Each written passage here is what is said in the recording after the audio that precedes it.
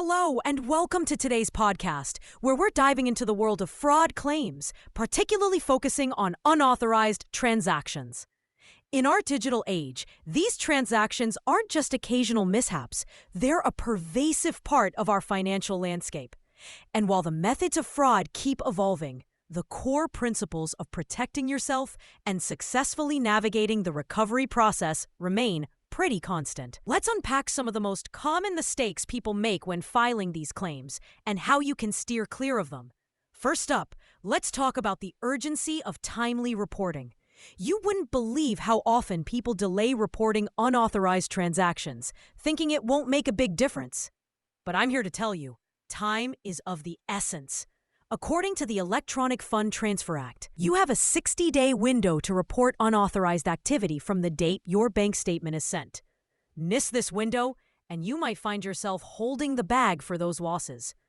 The data speaks volumes. Those who report within the first 24 hours tend to have much higher recovery rates. It's a direct result of financial institutions prioritizing these urgent claims. Imagine Sarah, a marketing executive from Denver. She discovered unauthorized transactions on her account, but decided to wait a few days before reporting them. By then, the fraudsters had already done more damage. Had she acted immediately, her bank could have frozen those compromised account details, preventing further losses. The lesson here is clear. Don't wait. Act fast to protect yourself. Now, let's move on to the power of providing complete and accurate information. It's astonishing how often people submit claims without all the necessary details. Think of it like trying to solve a puzzle with missing pieces. It just doesn't work. Providing clear, meticulous documentation significantly strengthens your claim. I always recommend following the 3-2-1 rule of fraud claims. Have 3 pieces of verifiable evidence, use 2 forms of communication, and maintain 1 clear timeline. This approach can make a world of difference between a resolved case and a denied one. The most effective fraud victims treat their claims like a forensic investigation. They keep detailed records not only of the fraudulent transactions, but of their entire financial activity during the relevant period. This includes screenshots of account balances, copies of communications with merchants, and even recent password changes. Believe it or not, this level of thoroughness can make your claims stand out among the dozens that financial institutions handle at any given time. Speaking of institutions, let's talk about the importance of following dispute procedures. Every bank or payment processor has specific dispute resolution processes.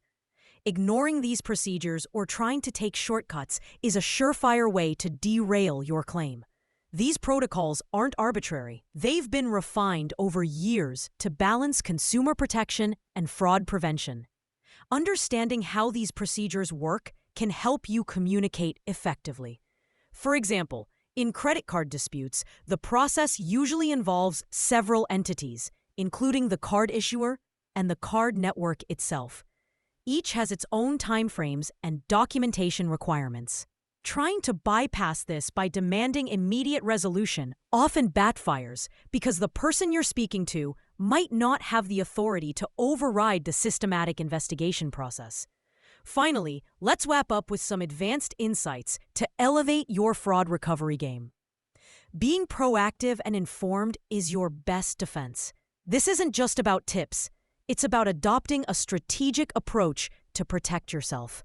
Always be vigilant.